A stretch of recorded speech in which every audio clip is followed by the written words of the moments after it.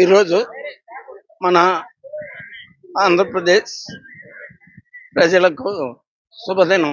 ఎందుకంటే మన యొక్క ప్రజల యొక్క కోరిక మేరకు ప్రజా రాజధానిగా అమరావతిని చట్టబద్ధత కల్పిస్తూ లోక్సభలను రాజ్యసభలను బిల్లు ప్రవేశపెట్టి మరి ఆ బిల్లు పాస్ చేయటం చాలా శుభదినం.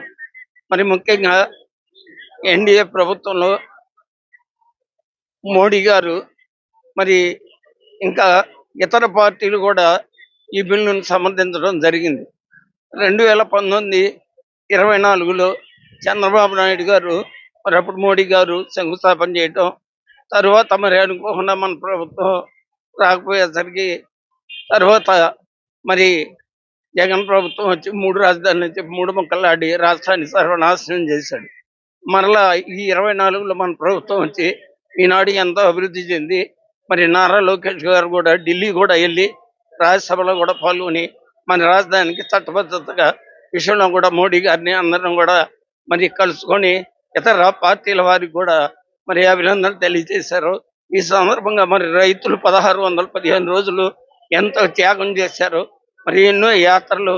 ఇలాంటి సందర్భంలో మరి మన ఆంధ్రప్రదేశ్కి మరి ముఖ్యంగా నారా చంద్రబాబు నాయుడు గారి నాయకత్వంలో, నారా లోకేష్ గారి నాయకత్వంలో, అట్లాగే మరి ముఖ్యంగా మన నియోజకవర్గ ప్రజలు మరి ఎంతో అదృష్టం. మన లోకేష్ గారి యొక్క నాయకత్వంలో మరి మనం ఇది సాధించుకోవటం చాలా ధన్యవాదాలు. అమరావతిని చట్టబద్ధం చేసినందుకు మోడీ గారికి, అదే విధంగా సెంట్రల్ గవర్నమెంట్ గారికి అందరికీ కూడా ప్రత్యేక ధన్యవాదాలు తెలియజేసుకుంటున్నాము. ముందుగా అమరావతి రావడానికి అమరావతి ప్రజలు ఎంతైతే కష్టపడ్డారో ఇక్కడి నుంచి అమరావతి నుంచి తిరుమల తిరుపతి దేవస్థానానికి కూడా కాలినడకన వెళ్ళారు. అట్లానే అరసవెల్లి కూడా వెళ్ళారు. ఈ కష్టం ఎక్కడికి పోదనేది చెప్పే నిదర్శనమే. అదే విధంగా మన లక్ష్మీనరసింహస్వామి టెంపుల్ కూడా వచ్చి ఇక్కడ కూడా పూజలు చేయడం జరిగింది. అన్ని దేవుళ్ళు, అందరు దేవుళ్ళు తదాస్తు అనడం మూలానే అమరావతి చట్టబద్ధం చేయడానికి అవకాశం కలిగింది. అదేవిధంగా నారా చంద్రబాబు నాయుడు గారి కృషి, అదేవిధంగా ఐటీ శాఖ మార్చిన వారు మా లోకేష్ గారు కృషి కూడా ఉండడం మూలానే ఇంతటి కార్యక్రమం జరిగిందని చెప్పేసి మేమంతా సంతోషపడుతున్నాము. ఇప్పుడు ఈ రోజున మంగళగిరి నియోజకవర్గంలో ఎంఎస్ఎస్ భవన్ నుంచి లక్ష్మీనరసింహస్వామి టెంపుల్ వరకు వచ్చి మా ఉత్సాహాన్ని, ఆనందాన్ని, సంతోషాన్ని వ్యక్తపరచుకుంటూ కొబ్బరికాయలు కొట్టడము, స్వామి ధన్యవాదాలు తెలియజేసుకోవడము అందరికీ తెలియజేస్తున్నాము. జై అమరావతి, జై జై అమరావతి.